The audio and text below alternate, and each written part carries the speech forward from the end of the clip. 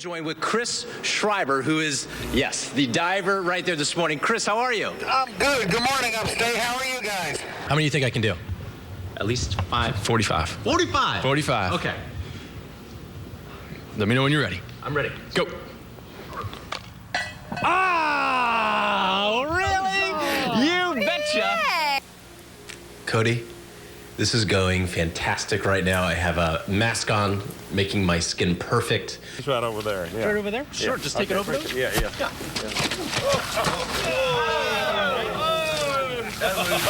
This is Makana. He's going to say hello Makana. to you. Put your hands on out. Sure. Say hi, Makana, good morning, buddy. Carolina, North Carolina. South Carolina, North Carolina. Isn't that awesome? It was pretty awesome. Look at you, world traveler. Let's go. You ready to do this? We got somewhere to go. We got to go see Cody Alcorn. Oh, boy. For 30 years, Bill Ash's idea of an interesting day was coming here to a doctor's office to hear from his doctor about his badly damaged knee. If he tried to do any of these sports without any kind of bracing, there's a good chance his knee would be able to turn and would tear out some of the other ligaments. 30 years ago, Ash tore the ACL in his knee, meaning he really couldn't do anything on it. So he and his wife, Deborah, didn't.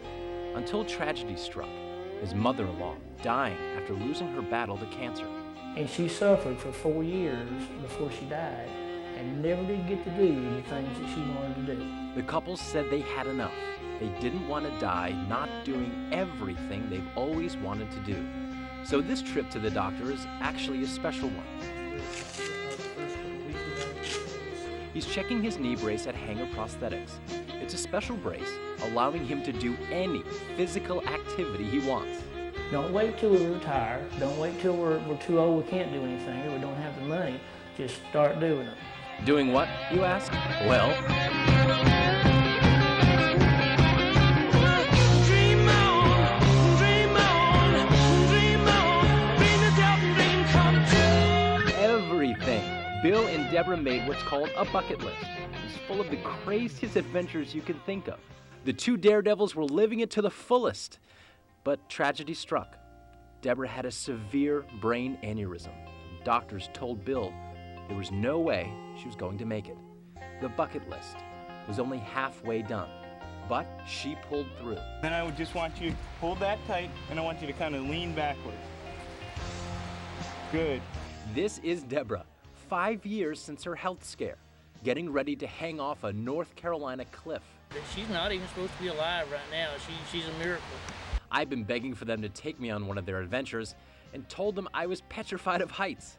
Of course, they'd let me join them while they hung from a 70-foot wall dangling by a rope. If you hear the word rock, don't look up. Your helmet protects your head, not your face.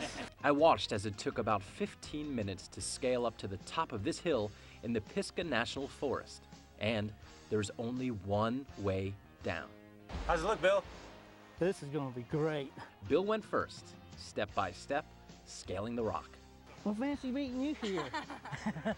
He made it down safely, followed by Deborah, who made it down with no trouble too, living life to the fullest after almost losing it so suddenly.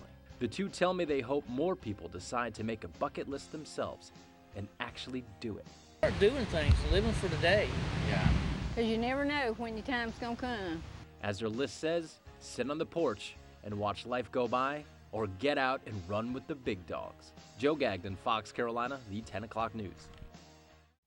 It's towering to look at and overpowering to hit over. It doesn't need much introduction, but it's the monster at Floor Field. And meet this guy, Craig Hooten. He is the man behind the monster. This Malden High Schooler's job is to make sure he keeps the right score when the ump screams play ball. It's not really too difficult. It's just putting numbers up, really. But here's what it looks like inside his office, and to me it looks difficult.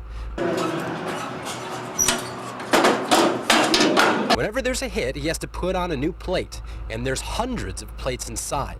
Then at the end of an inning, he has to run to the other side of the monster and change that plate too.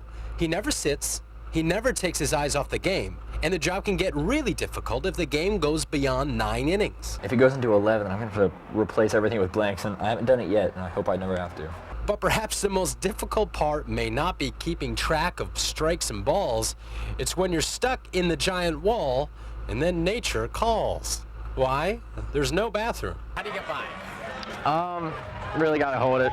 But this is why he loves it. No one gets this kind of view, and he gets his paycheck by watching America's pastime from the best seat in the house. It was too soon for Brandon Gomez, an 11-year-old who lived an exciting life. Name a sport, and he played it. His mother said his favorite activity was anything that involved water. He was just my little tadpole. It was about a half-mile walk from the main road to the Uncompahgre River.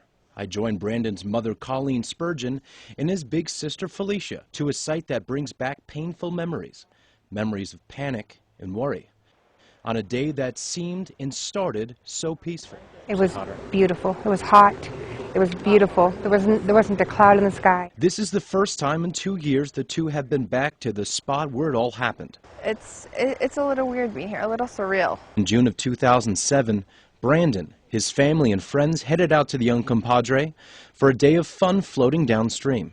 One of the last memories that I have of him is floating down the river, and him and my mom were connected. Their tubes, they were connected together. And I looked back, and they were talking and giggling, and he was looking at me, and he waved and smiled and said, "Are you having fun?" I said, "Yeah, are you?" "Yeah." And then we floated on, and that was the last time I ever seen my brother alive. Felicia got ahead of them, and as Brandon and his mom headed towards a curve, they hit something. It all happened so quickly that I didn't know what we hit, for one thing. They both went under. The first thing I did when I came up was, where's Brandon? Brandon was stuck. His life jacket caught on an old nail sticking out of a railroad tie, forcing his head underwater. His mother frantically tried to free him, but she couldn't in time. If the railroad tie wasn't in the river, something as simple as that, could my brother still live? But even through death, Brandon has helped others to live on. At the scene of the tragedy, his mother agreed for him to be an organ donor, a decision that Felicia now cherishes. She found out he saved 2 lives with his heart and gave another his big blue eyes to see. Sometimes I think that it's an act of God. Brandon's mom says that if anything good could come from a day of panic and tragedy, at least there is some comfort that Brandon's heart still beats on.